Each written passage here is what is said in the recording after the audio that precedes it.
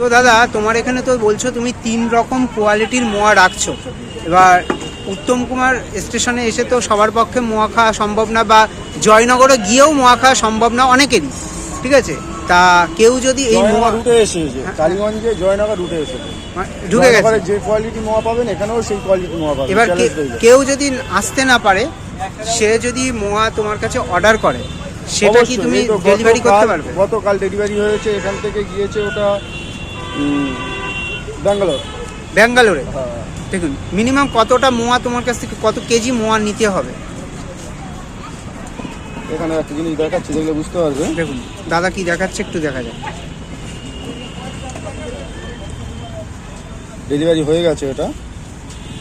উনি একটা সেট, ব্যাঙ্গালোরে বাড়ি ওনার, তো অনলাইন থেকে উনি অর্ডার করেছিলেন, কুরিয়ার সার্ভিস উনি দিয়ে দিয়েছে।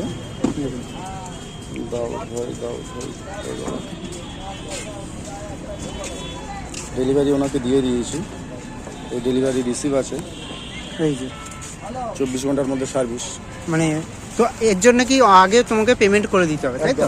আর কতটা মোয়া নিতে হবে তোমার কাছে? যাইনি না কেন, পেমেন্ট আগে করতে হবে। মানে 2 প্যাকেট 4 প্যাকেট যায়নি, তুমি ডেলিভারি করবে, কুরিয়ার সার্ভিসের মাধ্যমে চলে যাবে মোয়া। তার সম্পূর্ণ চার্জ তাকে দিতে হবে, তাকে দিতে হবে, সেখানে পৌঁছে যাবে, তার চার্জ তাকে দিতে হবে। না মোয়া বাদে সেই চার্জটা তাকে পে করতে হবে, তাই তো?